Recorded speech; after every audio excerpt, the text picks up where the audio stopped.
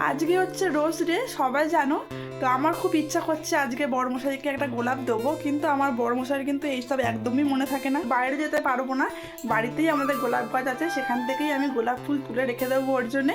ও এলে পরে ওকে দেবো। তো চলো তোমার সাথে শেয়ার করছি। হলুদ গোলাপটা তোলা যাবে না, কারণ এটা আমার শাশুড়ি মায়ের খুব পছন্দের একটা গাছ। এই গাছে হাতি দেওয়া যাবে না, তো এইখান থেকেই তুলবো।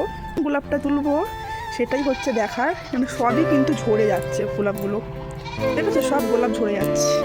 এই গোলাপটা বেশ বড়, কিন্তু যদি ঝরে যায় সেটাই ভাবছি। ওইখানে গোলাপগুলো সুন্দর, কিন্তু ওই গোলাপে আমার হাত যাবে না, নাকি একটা তো তুলতেই হবে ভালো দেখে। চলো গোলাপটা তুলে নিও।